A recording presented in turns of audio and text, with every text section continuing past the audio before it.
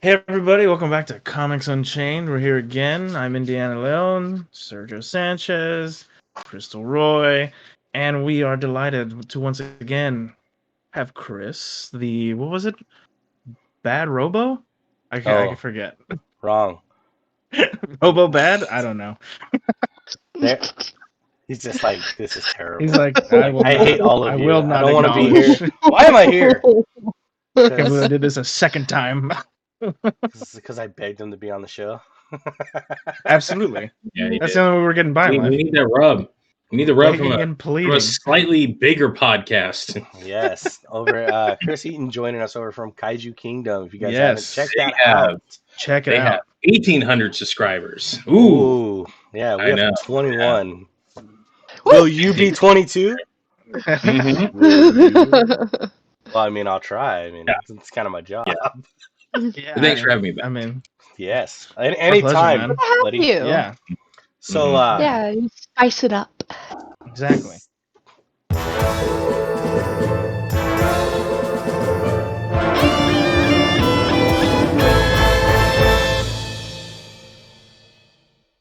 Yeah. Anyways, silence again. Silence Every time again. there's gonna be a pause, I'm gonna press this. That's fine. No? Okay. Yeah. Keep you guys on. what is this crotch blinking? Why is it the crotch? That's what I don't understand. I think it's supposed to be an explosion Don't on the ground. rock in front of it. It's It's an the explosion on the ground. An explosion. I'm not gonna press it again because I'm not gonna be a dick. Okay. He's like, fuck it, I'm gonna press it. Man, well, hopefully this episode goes better than this intro. Oh shit! Yes. Fuck, I hope so. So let's All get right, here to we it, go. shall we? All right. Anyways, no, don't press it. You pressed it. Oh, he's gone. Well, I'm back. Technical issues from the last show. No. I think we're good. I think we hit it running. It should be fine. I am disgusted with myself that I had to get up from my chair. Mm-hmm. Oh god! Like I want to move around. So what are we talking about today? Yeah. Well, I think we're gonna lead in with Crystal. Has been reading Images Nocterra, and no surprise here. Oh my god! I'm good, right? loving it. Oh, so let's see what you got for issue 3. Spazzing out on us. Already. Issue 3. I got it. I read it. Loved it. It goes like you get more of the information about what the hell is actually going the fuck on. Like, how did this happen? And how they're gonna fix it? And who the bad guy is. You know who the bad guy is. It's fucking amazing. Is it Razor Ramon? Razor Ramon. He's the bad guy. He is the ultimate bad guy. Now let's get back to the task at No, hand. this bad guy is bad fucking ass. Like, badass. And what happened to him was really fucking shitty. Like, real shitty. So I can understand why he's doing this. Yes. You get a little bit of the origin. At the very beginning, you don't know it's about his origin. It's just they're explaining about what's going on. And then towards the end, you find out, oh shit, that was his origin story. Like, oh my god, like, why the fuck? It's so cruel about what humans will do to other humans. Damn. Yeah, that's not too far off from the fucking truth. The truth, I know, yeah. And then towards the end, I kind of wanted to fucking cry. Jesus. Like, yes, because shit just went downhill. You find out at the very beginning about her parents. And then towards the end, it kind of goes a whole circle, and now it's her brother. Okay.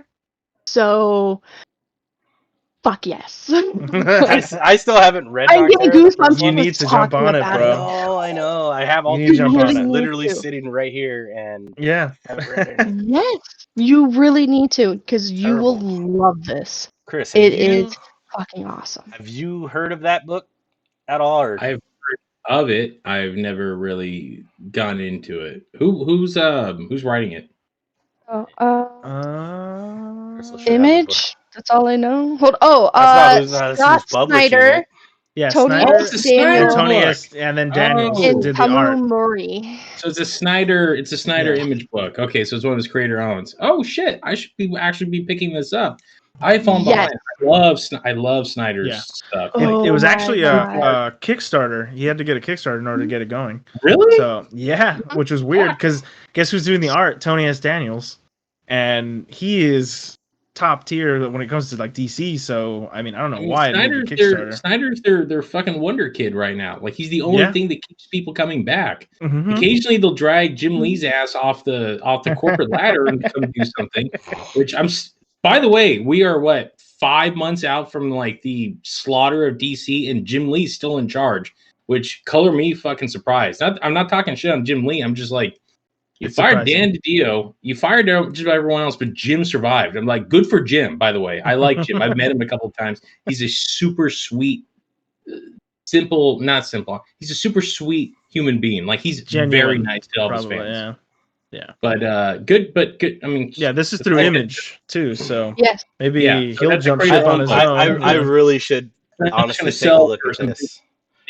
He's gonna get that big movie money out of it one day. I seriously do need to like jump in and see this. I mean, Indy says it's good. Yeah, I love it. Crystal's loving it, and this is something I think is really cool because she wasn't reading comics, so I think it's really awesome that like that's something she's like every like 2 weeks, every month she's in there getting the new issue, and it's super. I'm like a proud Papa Bear. Yeah, it's more like Dr. Frankenstein because we've created another monster. Look what I created. To someone who goes in and is like, "Hey, I dropped $40 in comic books this week." Oh no, I did. What have I done? I dropped $40, and that was one of them. Those are rookie numbers. You need to get those numbers. They kind of are. Yeah, it's not until you're spending $85 a week on goddamn books like I was when I started. Oh yeah, I don't do well. We talked about that. No. Andy, we used to be in that boat. We used to do that all the time. You know, I'm like, you know what? Is the variant worth it? No. No. That's when you're buying every tie-in to. Oh my god, that was put out. Yeah. And on top of that, the DC books you're also buying when you're buying Teen Titans and you're buying probably Batman and Supergirl and a few other things. And not only that, they're like, oh, here's 9 books, not including the main book of Civil War, but here's all the tie-in crap. Oh yeah, that's if you're like, I've never see the tie-in stuff for the big titles. I've never gone for. I think when Civil War dropped originally, I went for like, what did I go get? I got like I got the Wolverine ones because those were really good. The Wolverine run for Civil War was so good. But I didn't get anything. War journals? I didn't read Punisher War journals. Really? No, I didn't. I made sure to go get those. I read everything. I read Spider-Man. I did the Spider-Man. Spider-Man was good.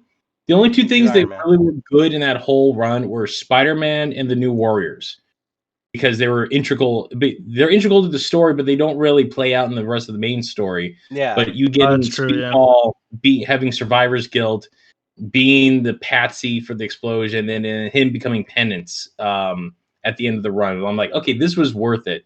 Right. Unlike House of M was actually all the times the House of M worked because this was a big new world that wasn't going to stay around, and they were like, here, we're going to explore all this stuff. The Spider-Man House of M, fucking amazing. I loved it. It had one of the best. The second that twist came in at the end of that issue, when it's like he gets out of bed and he's married to Gwen, you're like, yes, because in the perfect world, it was super good. He's married to Mary Jane. He's married to fucking Gwen. So like stuff like that, I really like. So. You know, I really need to. Anyway, let's bring it back, and I need to really sit down and read Nocterra. You know, just read Witches. What's that? Witches. Snyder's first Image book. Yeah. I didn't it's pretty solid. It's a good solid. I think I actually have the trade paperback. I haven't sat down and read it though. If you haven't, I recommend picking it up. It's actually. I'm gonna do it. Yeah, I have to. So, Nocterra 3 out in stores now. Check it out. If Snyder's doing it, it's got to be good, right, Chris? That's kind of your thumbs up on the general consensus. It is really good. I love it. He never does bad. He can do mediocre. There's some bad books that have been pretty mediocre, but his own stuff when he's really churning stuff out, it tends to be pretty great. He's a fantastic writer. Yeah. All right. So really let's move on to our next one because we do got a couple of books we want to talk about today. And yes. Crystal, you had one more you wanted to touch on that you said you didn't really feel really quick. So let's go ahead and get that one out of the way really quick here, dude. Okay, this one is Way of X. It's a Marvel. It's about Nightcrawler. I got so lost. Usually I only does read well. half of it.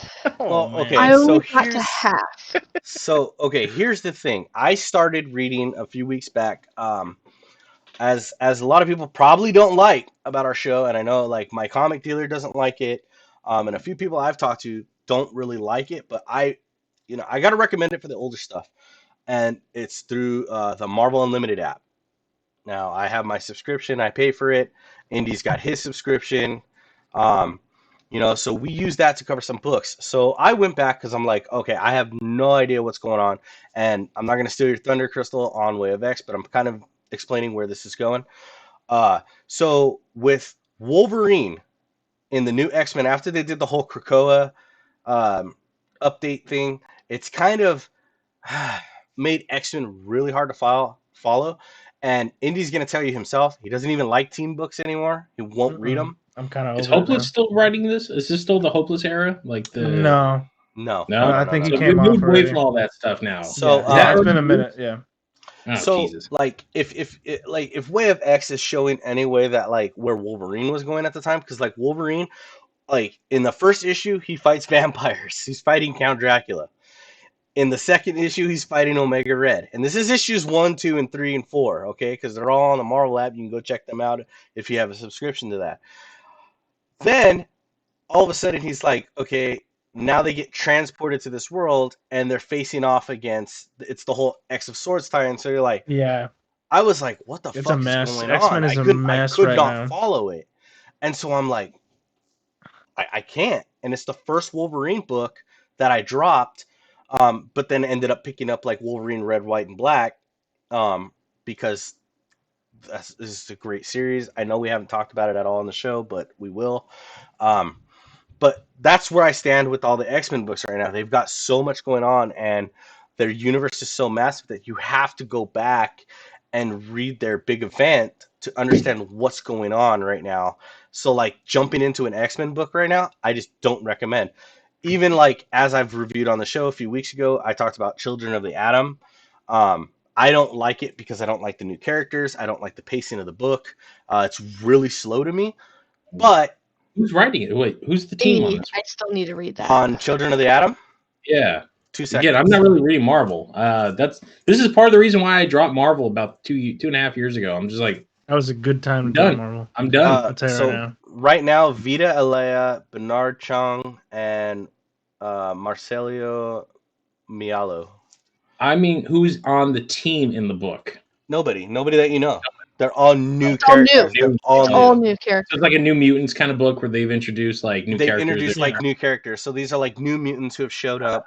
But the book is super hard to follow because again, it drops back to X-Men who are on Krakoa, and they're trying to get the Children of the Atom, the new X-Men as they call themselves, to the island, because once you're there, you kind of get the reincarnate ability where you can't die because of the whole mutant thing, and it's completely fucking just all over the place. It's a mess. Again, one of the reasons they mentioned that in this, and I was so confused. Yeah, I was like, what the fuck is going on?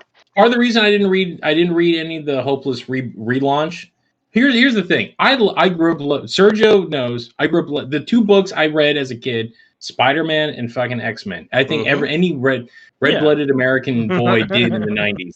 Not only that, it was the only thing Marvel shoved down your throat at the time. Well, I mean, you had the cartoon series. You had the 90s cartoon series. You literally had X-Men and Spider-Man. Fucking pick this up. This is my childhood right here. Oh yeah. So, Separation Anxiety. Great read. By the way.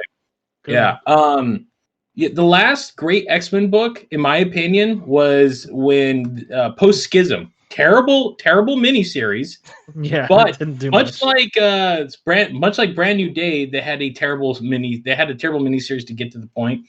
The Bendis books that he put out, All New X-Men. All New X-Men is great. Uncanny X-Men and Uncanny Wolverine X-Men were three of the greatest goddamn X-Men books that company had put out in 15 fucking years. Yep. And then they're like, we're wrapping it up and we're moving on. I get it if you like when artists want to move or writers and stuff, they're like, moving That's on. That's fine. Of course. That's fine. Yeah. Don't fucking reset every 5 fucking minutes. This is my problem with Marvel. This is why I have not the sole 2 Marvel books I'm buying. One is the thing we're going to talk about later, and the other is Beta Ray Bill because I am a ride or die Beta Ray Bill fan.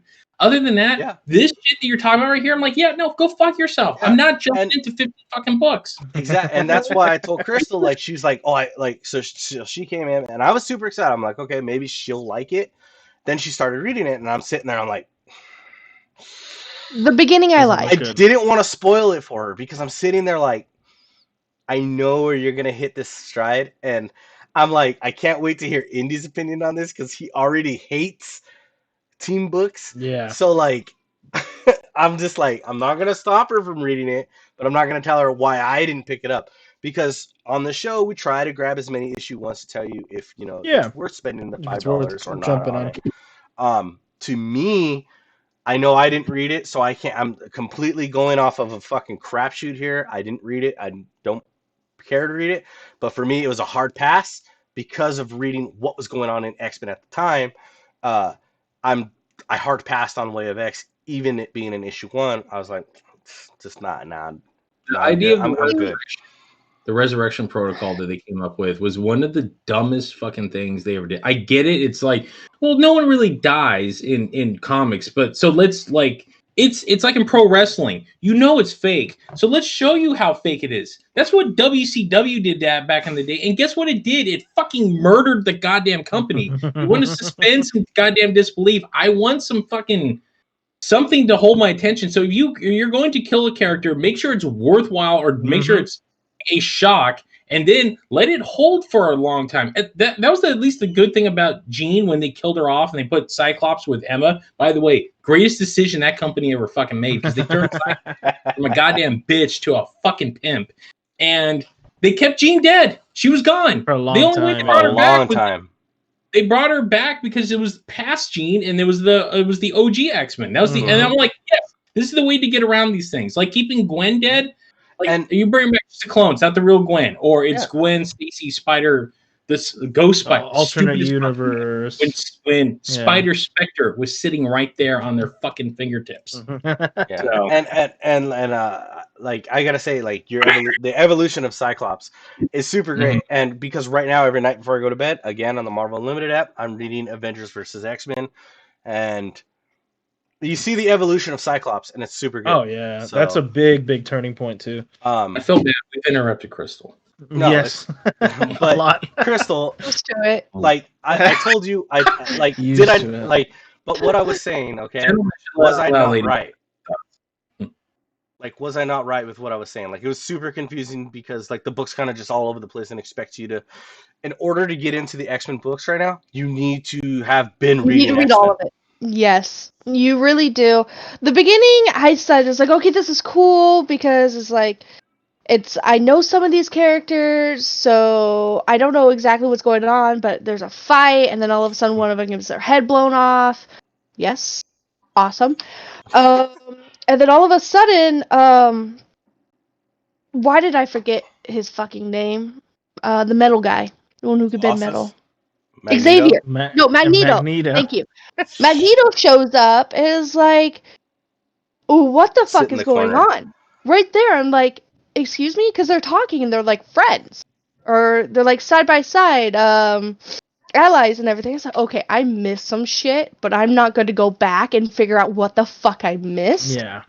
And then when I got to the middle, when they met, who is it? Dr. Nemesis? Yes. And then he just kept on talking. It's like, I give up. Mm-hmm. I give up. And like I said, that's the thing with the X-Men books right now is like you have to be reading them. You had to be constantly reading their story right now. And just to throw you into Way of X, and I think they're getting ready for the Hellfire. Hellfire's got a big event coming up. The Hellfire Ball. Hellfire Ball, yeah.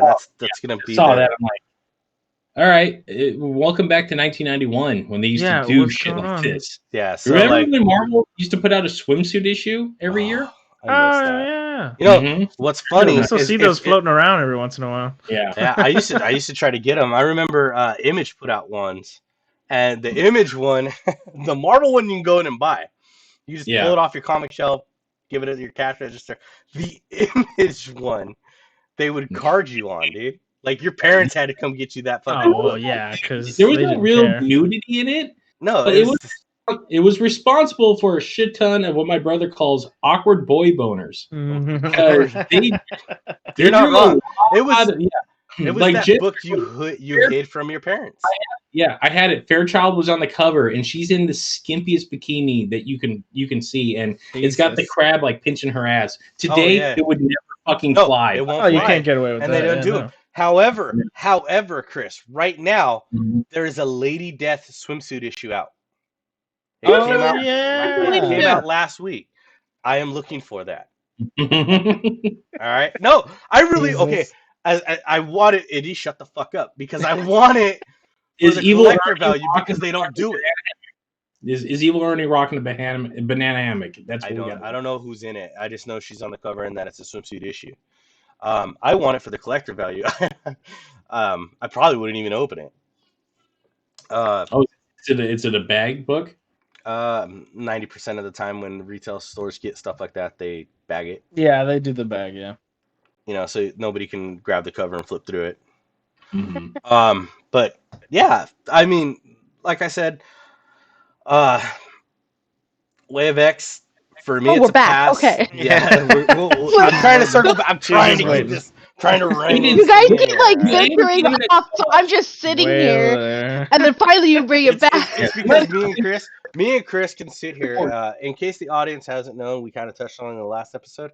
Me and Chris have known each other since 6th grade. I've taught this man everything that he knows, and unfortunately, I was into comic books. You're to blame. I was into comic books before I met him, but my comic book interest and my peak got even higher when I met Chris, and his father, who I remember just being in shock and awe when I met this guy, because I'm like, oh my god, he's got like all these comic books, and they're like, yeah, go ahead, read them. I was like, oh, okay, cool. It was like stores. Yeah, and I was just I was just super amazed by it, and I'm like, this is so cool. And then I had somebody at school I could talk about with comic books, where I didn't have to portray that, asshole kid, but I still was, but I didn't have to. It's not that you weren't trying to be an asshole. It was just your style. It's my style. But yeah. So I'm sorry. I do apologize to Indy and Crystal, but it's all good. Just can ramble on about stupid nonsense. It's fun. Our bantering is fun. Yeah. So, but Indy, let's move on to the next book that you wanted to talk about. And Crystal, I'm sorry that you did not enjoy Way of X, but hey. I will tell you this, for those who do want to read it, the ending is interesting. I didn't read it, I skimmed it. Just letting you know. I wasn't able to get that in, but hey. Yeah. All right, so Indy's got a book he wants to talk about. And yeah. I actually read this one too. You did, and we're going to definitely tag team this one a little bit here, but it's from Marvel, Heroes Reborn number 1. I didn't even know what I was picking up when I got it, but I knew it was a hefty book, so it's more than a couple more pages than your standard book. Jason Aaron, who's done a bunch of stuff, he did a Fantastic Four run a couple years ago that I thought was fantastic. And then he did some Superman stuff with DC before that, and now he's doing this. And Ed McGuinness. Ed McGuinness as the main penciler. Yeah. Wow, I thought he fell off the face of the earth. He's doing this. I haven't seen Ed McGuinness do anything since The Incredible Hulk. That caught me off guard too, because I'm like, I know this fucking name, and then I'm like, Hulk. Batman, Superman, Public Enemies. I'm one of 4 people that actually liked his and Jeff Loeb's run on Hulk when they introduced the Red Hulk. I don't know why it's so hated, but I fucking loved it. Yep. Then again, I love this Clone Saga too. So just gotta keep jumping that, Chris. Yeah, so this is a pretty interesting take on the whole alternate universe type thing. Well, in Marvel, it's you got a multitude of universes. Everyone's got their own Earth. And in this one, your standard gallery of Avengers and all those guys don't really exist. And nobody realizes that this is not the way things are supposed to be. It kind of like a House of M situation with Wolverine, where he's like, wait a minute, this ain't right. You know what I mean? And that character, instead of Wolverine, is Blade, which is kind of awesome because I don't really see Blade anymore. And it's dumb because he's a great character. And he's kind of doing a lot of inner monologuing, doing a lot of exposition for us. And you find out that Cap never got taken out of the ice. Tony Stark is still a super douchebag, which I love. And kind of the big reveal, which is in the middle of the book. And you know what? It's not even really a big reveal because clearly something is happening behind the scenes here that we haven't even gotten a chance to look at. But Hyperion shows up. And if you don't know, Hyperion is basically the Superman outside of Sentry, right? For Marvel. So honestly, great art. Loving the story so far. And I'm really, really excited for number 2, which I think is out or coming out already. But yeah, I'm dude, this book blew me away. I read the book and then effectively did not read anything for the rest of the day because I was like, I gotta just sit with this for a little bit. Yeah, because a lot goes down, and I'm not gonna give away the other things, but there's villains that have a new take. I'm going stuff to. like that. But yeah, I mean, go ahead, Serge. I mean, go ahead. That's fine. I'd rather you take it. One of the things I love is like, okay, so everybody, like, we talked about this a couple weeks ago on one of the episodes, and I love what ifs. Right. I think Chris knows this. You know this. I've always had a thing for the what if books. Like, I go out and actively collect them. Indy, I did get that Web of Shadows book, oh, it's good, right? Yeah, it was really good. But Heroes Reborn, I love it because it's kind of like a what if. Like, Blade's tossed into this universe because he remembers his universe. Mm-hmm. So, like, real quick for some layouts, is this the same Heroes Reborn universe that they brought back Liefeld and Lee to do back in '96? I believe so, because they do mention the Squadron Supreme in the book, like you said. Yeah. So if this might be that universe, definitely that Earth. From what I understand, Franklin Richards' pocket world. They haven't mentioned Franklin Richards yet, but one of the cool things I loved is so I'm gonna just go ahead and say it right off the bat. Fucking Dr. Doom shows up. Oh yeah, and he has the fucking gem of Krytok. Mm-hmm. And turns into Dr. Cool. Juggernaut. Like, holy shit. If you don't pick this book up just for that. Like the red onslaught kind of thing? Like, oh my god, it was super awesome, dude. I'm like, holy shit. Like, okay, so he's like, I'm Dr. Doom. He's waging war on the fucking White House. Everybody's like, oh, you can't stop me. And then fucking bam. He turns into fucking Juggernaut, and you're like, "What the fuck, dude?" So like, mask become the helmet. Oh yeah, like the helmet is like Juggernaut. It goes over. His armbands are all huge and shit. Yeah. He loses the cape, so that's kind of the drawback there. But you're like, whatever. This is fucking awesome. And then as you get more introduced to the things, what's really cool is you see the Red Skull. And he's bonded with the symbiote. Yeah. So, like, that's really different. I really love the take on everything about this book. It's super great. Cannot wait. Cannot stress enough with Indy about issue 2. Because this is going to be awesome. You get a bonus with Thanos at the end. I'm not going to spoil what he does. Yeah, that's a big one. Holy shit. But the book is super good. To me, it's like reading like a nice what if universe because we don't get... There are barely... a few handful of books where you get to see the pocket universes explored more often than not. I think for a while back, if you wanted to, we saw the Marvel Zombies universe. It had its own series running for a while. There were a couple other ones, but you don't get many. You're missing one of the best books, quietly one of the best books, a little book called Exiles. It was published from like 2003 to like 2009. Yeah. It was one of my favorite books because you know what it was? Gonna say, it was Sliders. In the Marvel universe. And you know what? They did a run where they went through like the legit side. They went to the new universe. Yes. They went to the new goddamn universe. And not only that, but they're responsible for bringing Miguel O'Hara back into the mainstream continuity. I agree. You know what's funny about that is I read that also every night. Right now, I'm just reading Avengers versus X-Men, but I am currently on issue 50 of Exiles. Exiles was an amazing book. It was an amazing book. I recommend the shit out of that. It was so fun because there were stakes, and then there weren't stakes. It was a nice balance because you're in multi universes. You could play with anything. There was one world where Iron Man absorbed all of Wonder Man's radiation and became this hulking, like, pissed off guy that kept Doom in check because Doom took over the world, except for this little sliver because Iron Man was roided out and angry, and he's like, I'm not fucking with that guy. He had to send the Exiles, like, you need to go there to get this thing so you can go back to your whatever you need to do, and I'll leave everyone alone. So anytime I can read a book where it's like an alternate dimension or the characters are a little bit different, I'm going to be all over that shit. So Heroes Reborn, definitely worth the check out. Pick that shit up. It's in stores right now, getting ready to hit for issue 2. Gonna be amazing. Can't wait to see it. Where this story goes, and then bringing Blade back. I mean, come on. Yeah. I get it. Fun. It makes sense. They're coming out with the movie. They're gonna pump the character a little bit. I know. That's true. I mean, didn't they try to use him in the Avengers? Like, didn't he become the new Ronin for a little bit? It was something like that. That was again. Shang-Chi, these smaller characters, these street characters, it never feels like these new writers know what to do with them. Like, Blade was a fucking cornerstone. I mean, we talked about it last week. We have Darkhawk, who's got his own comic run, which of course is for Guardians 3. And the last thing they're going to bring back is fucking Darkhawk. I'm waiting for Sleepwalker to come back now. The goddamn 90s all over again.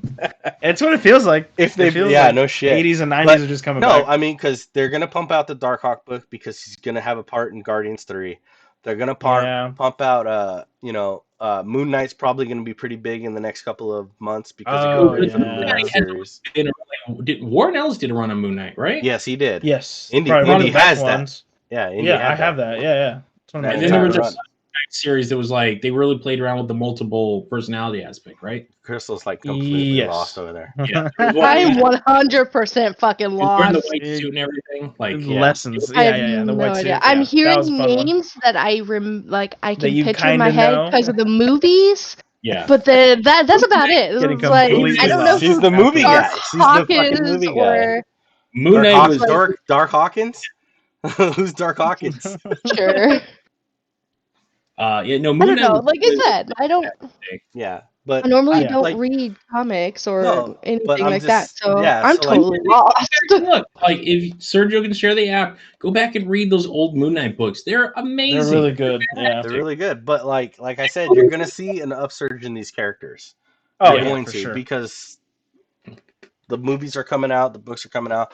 I wouldn't be surprised if motherfuckers are already out there going and picking up, like trying to find Shang-Chi books from like the older era. They're starting a new story arcs. No, I know they're starting a new one. I'm talking about. What did you just say? Much like how the Guardians, that first Guardians book for forever was a $5 book in the back end in the back bins, and then once word came around, they're like, "We're doing a movie." That book exploded. Oh yeah, she's got the Shang-Chi right there. There you go. Yeah. And it's in a Way of X. It's a little. All that stuff, like advertisement. So yeah. But that's why it's like, wait a minute, that sounds fucking familiar. They're pushing those because the movies are dropping. So they're all coming out pretty soon. Four starts ramping. How much saturation the Fantastic Four? Oh man. Oh jeez, I'm not even excited for that. They might cut short. Oh, are they already shoving the Eternals down everyone's throats? They're Funny trying enough, to. I haven't seen much as of yet, but they haven't. They had the small teaser trailer for the Phase 4 stuff. That's the only thing I think they've showed is the November. Yeah, I'm shocked that Marvel hasn't really like hammered down. It's like, hey, remember these characters? None of you fucking read because there's an Eternals book. Their book's on issue 5 already.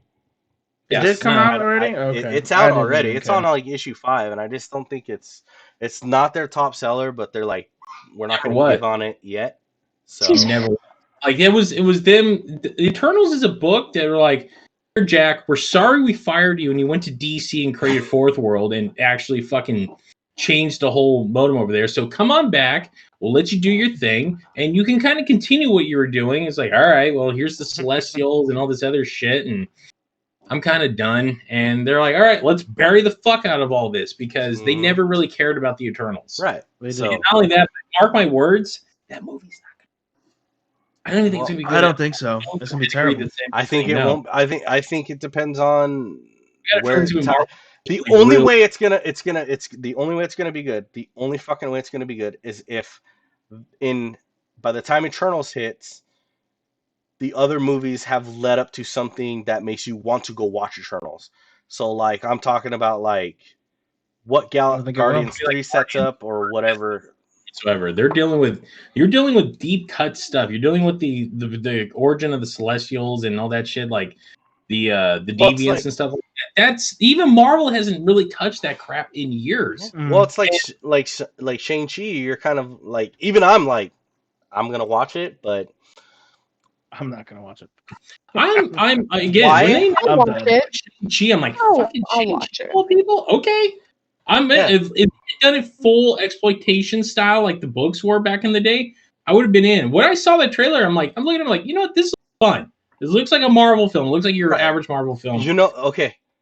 But what catches me, and I think Indy, maybe you'll buy into this. What catches me is don't care about the character. I'm sorry, I fucking don't. Hate me all you want, all right? No, what caught me in the title was at the end of the title says Shang-Chi, and then the 10 rings, which means the Mandarin. Original Iron Man. Yeah, actually, in this they retcon him. He is the son of the Mandarin in this universe now. So that's all I give a shit about. Like, really, I want to see where that ties in. That's it. And Fing Fang Foom is supposed to be in the movie too. I've heard. So that's what really got me there. I'm like, all right, you're giving me Fing Fang Foom. Okay, cool. That Mandarin has 10 goddamn rings on his fucking hands that shoot different things too. You're going all in. You're giving this thing a budget. Go ape shit. Fine, you got a proper Asian guy to play the Mandarin. Give me all the fucking nuttiness that was the Mandarin. I want all of it. Like, I want to see. Okay, if you're goddamn diaper too, like he does in the comics too. I want to know though if they're gonna touch on, and I say this because I watched the original Iron Man a couple days ago on TV. I want to know if they're gonna touch in because that was one of the big playthings. That guy was part of the what was it, like they were part of a clan called the 10 Rings. Yeah, they were. I want to see where that touches on. You Shang-Chi. So, you ever watched Iron Man 3 short film? No. Where they show I saw it, yeah. So the fake Mandarin is in jail, and it's just him kind of like, they're like, oh, yeah. Like, he's like, oh, I was a Mandarin. Like, and then at the very end, like, these very angry dudes kind of pull up and they're like, hey, the real Mandarin has words with you. And you're like, oh, shit, like that. They're like, no, we haven't forgotten the Mandarin. We're going to eventually bring him forth. Well, that makes sense then, but you have to watch that, and it's not, you have to watch that. But like I said, like, that's the only thing in Shang-Chi that caught me was as soon as they're like, oh, Shang-Chi, and then the thing goes and the 10 rings, you're like, oh, okay, I'm in. Yeah. That's got me. Okay, cool. Because it's something I give a shit about. Shang-Chi as a character, I don't care. If you're trying to draw audiences in who don't know who Shang-Chi is, and that's the bulk of it, you have to connect to something. Connecting to the first Iron Man is probably the best way to go about it. Right. You're not going to get Iron Man in it, but they're probably going to be bringing up Iron Man. And that dude who was like in Iron Man that you may or may not have gotten killed, he might be popping up in it, but that's about the best way to go about it. So right, yeah. So it's going to be very interesting. But yeah, anyway, to bring that back, let's bring this back in. Heroes Reborn. Check it out, guys. Chris, you wanted to touch on a book, and I know this is going to be a little bit of a longer episode, guys, so bear with us. Yes, because I don't shut up. So if they didn't tell you, I run a podcast and a YouTube channel called the Kaiju Kingdom Podcast, which you can check out at thekaijukingdompodcast.com. Cheap plug. We talk about all things kaiju and tokusatsu. Leave a link down in the description. So I figured I would discuss the new issue of Marvel's Rise of Ultraman. So this is actually the second series. The original one, Rise of Ultraman was the first one. This is the Trials of Ultraman. Yeah. Nowhere near close to the title sequencing either that you could get those things mixed up. So I don't do that at all. So this is written by Kyle Higgins, famous for his run on Nightwing. Very famous for relaunching the Power Rangers at IDW or Boom. I'm sorry, Boom. Which was a fucking fantastic series. I love Higgins' run. Created Lord Drakon. He had his whole run to the Battle for the Grid. Made quietly one of the best books dude. Yeah. So when they announced, Marvel's like, we got the license for Ultraman. I'm like, really? Holy shit! A license book in first time in years that I've legit seen a proper license book from Marvel. And not only that, but it's Ultraman. Part of this is because there was a company. Real quick, there was a company in Thailand that claimed ownership of Ultraman because of some seedy shit. Wow. A lawsuit ensued for 10 years. They finally settled.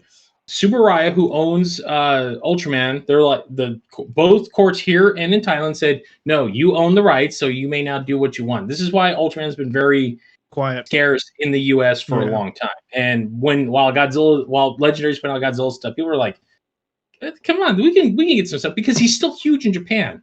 Massive. There's 34, I want to say 35 Ultraman series, and there's one each new year, like Power Rangers. So yeah, Marvel got it. It's a relaunch of the continuity. So basically, so it's the original Ultraman. They play with a lot of the ideas of the original series. So pretty much Ultraman comes from the land of light. He comes to Earth to protect it from giant monsters and invading aliens. He merges with a human host named Hayato. And he works for the Science Patrol, which they investigate all these giant monsters and other things. Yeah. Similar, the concept's there, but then Higgins modernizes it to be a little more kind of like instead of Ultraman being Hayato being the secret identity and nobody on the team knows that Hayato is Ultraman. Right off the bat, they explained that no, Hayato. Everyone knows that Hayato is Ultraman now because it was a big. It was a big deal. So now pretty much the first series set up, there's kaiju coming from an alternate dimension, kind of like Pacific Rim. They don't know how, why, or where, but when they show up, they have to use these lasers to send them back to their dimension. Ultraman is like, well, this is what I'm here to stop. You guys are fucking with something that I don't know what yet. And then in the first issue, you also find out that he's not the first Ultraman to show up on Earth to defend it. Ultra 7, the pimp Ultraman, Ultraman's brother, the one with the crest, throws, murders motherfuckers, has his own monsters to throw in capsules at when he's like, I can't turn into Ultraman. Here, go fight for me. That shit. He shows up originally in the 60s and then crashes into the plane piloted by a guy named Dan Moriboshi, who then they disappear. So Ultraman is also kind of on Earth. He's like, I'm kind of also looking for my brother, and we need to sort some shit out. Some stuff, yeah. The Trials of Ultraman picks up now. The SSP is now public. Everyone knows about them. They were a secret organization. They're public. The world knows about Ultraman because at this point, the kaiju were small. They were like human size. Now a big one showed up. Now more big ones are showing up, and thus Ultraman has to he's like, okay, I can grow, and we can't keep this stuff secret. So they're like, we're going public, and Hayato is dealing with the politics of being on the SSP because they're not exactly forthcoming with all the stuff they know about, and they're kind of like, well, you can be Ultraman whenever, and Ultraman's trying to explain to Hayato, is like, no, the way we merged, we only have so many times we can change, and I can only maintain this form for 3 minutes. So if you're going to use me, make sure it's worthwhile. Yeah, it's and so the Trials of Ultraman are leading to the resurrection of Dan Moriboshi. In the opening of this issue, he shows up mysteriously on a beach. He's all,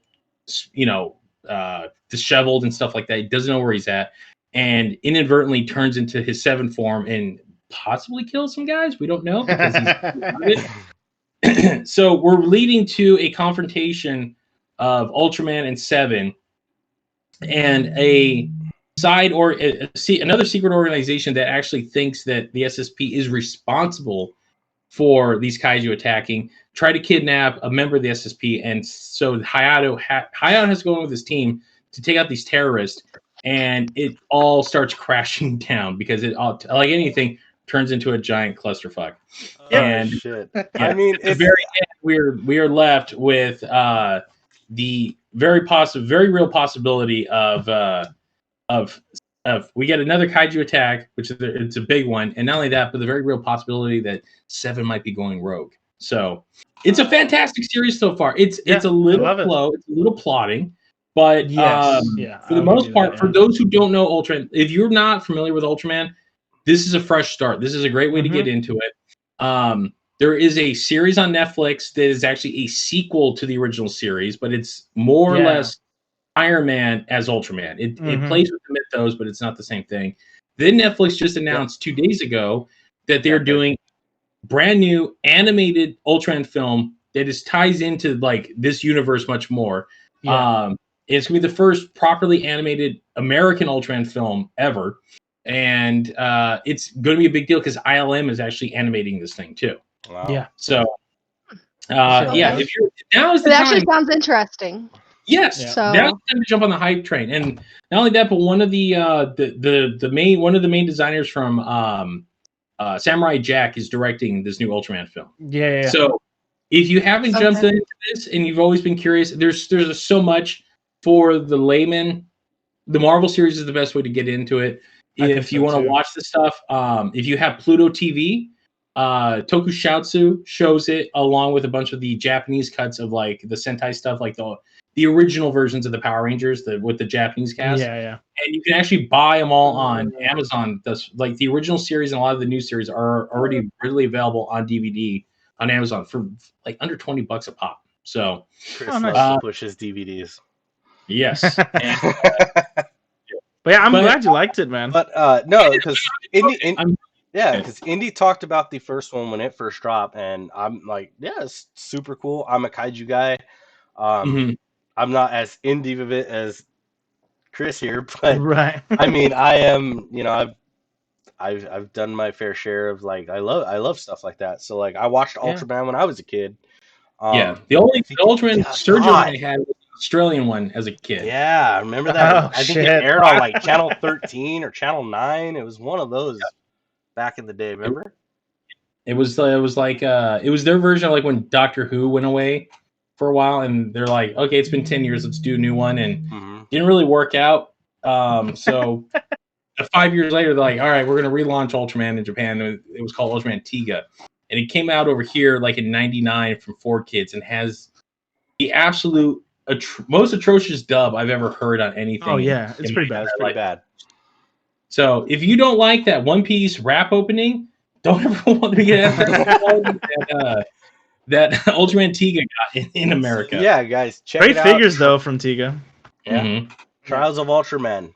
Yeah. What issue is that? Is that issue 2 right now that's out? Yeah. Issue 2. So you can pick up issues 1 and 2. The trade for Rise is already out, so if you want to catch up, that's the best way to go. They're pulling the old Venom serial format with this, where it's like we're doing limited series, but it's all one giant continuity. It's gonna touch. It's all touching. Okay, yeah. So they do like they're calling their like things like that's their story. They're putting their story into like we're doing 5 issues and that's the story, and then we'll do the next run. Instead of just having like each issue being like issue 1 through 5 and then 6 through 10 are different. Yeah, I get what they're doing because DC, which I'm going to touch on right now, really quick before we close out the episode, is I want to talk about this little guy right here, and that's Crime Syndicate. Oh yeah. I've been reading Crime Syndicate since issue 1. This book is blowing me away, guys, because it is super awesome. I love everything about this. As we last picked up, they were fighting right there, Starros. Oh, Starro, yeah. And, that's right. And Ultraman, like this is the book where me and Indy were talking about, like in the original, like when we first saw the Crime Syndicate a few years back. I believe it was in Forever Evil. Yeah. It was in Forever Evil. Great miniseries. I love Forever. So like, it was good. This Chris is Crime Syndicate, like showing their universe, the dawning of their universe, like how they all came together, how they pretty much met. The Anti-Monitor came and fucked it up. Before all that, yeah. So like in this issue, they're fighting Starro, and I just want to point out, I'm gonna steal a thing from. Is Starro heroic in this universe? He's trying to like kind of got over, like he's trying to stop them. Yeah. Brilliant. He's not really trying to stop them. He's trying to unite people. Yeah, bring them together. Oa is attacking him, the Starros because Oa in this universe is bad. The Council of Oa. Was it energy? What's he called? Was it energy ring? What ring? What's the Green Lantern? It's more like a life power ring. Power ring was his name. Yeah, it's a power ring. Yeah. Because it kills the user. So in this page, I want to see if I can kind of get this into view here. It's gonna be tough. It's gonna be hard. The green screen's gonna. Yeah. My green screen's gonna kind of. You're too close. You gotta back up. Okay. Too close. Let's see. There you go. So like right there it's there. Is what we were talking about, Indy, when we were talking about Superman shooting up the kryptonite. I love it. Yeah, I love it. Like Power Man's like he snorts it. He's like, fuck this. And he's like, I need a little boost. And like the Green Lantern of this universe and Owlman and the Speedster, I forget his name. They look at him, they go, what? And like you just see him like getting all roided out. And then he proceeds to fly through fucking Starro. While Power Woman is like, or Superwoman is like holding him down with their lasso. So like they are it's super great. It's hella funny. I love the green. I'm sorry. Do they have him? What do they call him? Mazaz or Mazaz? Yeah, evil. Oh, so he's on the team still. Yeah. Well, they're not a team. This is them in Crime Syndicate coming together. This is them coming. This is their Justice League. So this is like each book was like them coming together and getting ready to fight. So you have the entire team. And it's funny because like in this book, like Luthor's like, hey, we could evacuate the city and save hundreds of people, and like Power Man's like, that's your fucking job, not mine. And he's like, look, you want to help Lex? And he grabs Lex Luthor by his legs and throws him at Starro. What the fuck? Go help, bitch. And like asshole Crime Syndicate. When they showed up at the end of Pandora's Box, I'm like, oh, this is that was good. Pandora's Box. Yeah. So like it's super cool. It's super crazy. I love it. We're almost done. We're on issue 3. We've got 3 of 6. Can't wait to see how they're ending it. However, at the ending of this book is something a little special they do, and it's starting to show. We touched on it in the first issue. We touched on Superman or Power Man, excuse me. We touched on his like origin, on how he was like, I can either use his powers for good, use his powers for bad. We know the route he went. This one shows Donna Troy. They do mention Diana, and they go like the reason she's dead was because she was weak. Mm-hmm. So like Steve Trevor crashes on the island of Themyscira in this book. He meets Queen Hippolyta, and he's like, hey, there are people with special powers showing up in World War II. I want to take her back with me and a few of your soldiers to go fight them. And she's like, no. And then he pulls a knife on Diana after he's like trying to like seduce her and all this stuff, and she's naive to it, right? Because no men. Pulls the knife on her. He's like, I want 10 of your women to come with me like now, or I'll kill her. And Hippolyta's sitting back in her chair like, kill her. Like, do it. And like in that one split reaction where Steve Trevor's like, what? Like Donna Troy like boom grabs his arm, splits it back, shoves it into his chest, and kills him. Hippolyta jumps up to him and it's like, now you see what your weakness is. And she's like pretty much mocking Donna for like being like, I need to learn like not to fall for lies and tricks. And she's like, yeah. And as Steve Trevor's laying on the ground, Hippolyta walks up to him and just like crushes his fucking neck in. And that ends it. So we're getting like that glimpse of like each character's origin, so to speak. So I thought that was really cool at the end of this book. But one of the cool things at the end of this is, and I want to do this one more time, I loved this right here. Too close. There you go. Yeah. Okay. So I love that. And it's because like it's their team. And fucking, of course, Power Man, it's like, yeah, I'm taking all the credit for this. And they're like, really, dude? What are they gonna do? So like Crime Syndicate's out right now. You can check it out. Totally worth it. My honorable mention for this week, though, I'm not gonna leave before I do say something about this, and Black Knight. Okay. Issue 2. Nice. Again, characters that have not been around for years. When you told me you're reading Black Knight, like the Black Knight from like the 90s lineup of the Avengers, he's like, yeah. I'm like, Yeah, and it's fucking super good. Does he have his jacket though? I missed what? Remember in the 90s when everyone had to have a bomber jacket on the teams? No, he doesn't. Yes, I remember that. Yeah, it was. I do remember that because I had the 2 comic book cards. I had the original comic card of the Black Knight. That card was a piece of the puzzle comic cards. I had that one, and then I had another card from another card series, and it was him with the bomber jacket on. So it was really funny. A jacket. Christine, or was it? Yeah. Julie Carpenter, Spider Woman had a jacket. Mm-hmm. Invisible Woman was rocking a jacket. Yep. Human Torch was rocking a jacket. Everyone was rocking jackets and pouches. Pouches galore. Yep. He's not wrong. He's not wrong. Even you know what? Even Cyclops had a vest on for a while too. Cyclops had the jacket too. He wore it all the time. Except he actually had the bomber frill around it. He wanted to look pimp. He's like, look, man. So again, Black Knight is super good, guys. I mean, total shocker. We get the appearance of Elsa Blood. Is it Elsa Bloodstone? I forget her name. So that shit's so deep cuts, man. Like, I only know but like bad guy. And then when the Avengers were kind of like the weakest team, like he was on it and like front and center. I'm like, it was him, Jostica, what was it, Moondragon, Gilgamesh. Like there was a really crappy line of Avengers for a while that he was like front and center on. Yeah. And there was no Iron Man, no Cap, no Thor. Yeah. Maybe Beast was on the team. I don't know. But it was a great week for some of the comic books that we touched on. I can't wait to see what we got next week, guys, because it's going to be amazing. Chris, thank you for joining us on this episode. Yeah. Hopefully you'll be back every now and again. Pop in, dude. Hopefully you have fun. I did. I did. Hey, look at that. There he is. And don't forget that you guys can check out Chris on his podcast channel over at thekaijukingdom.com. I will leave a link down in the description. Podcast.com.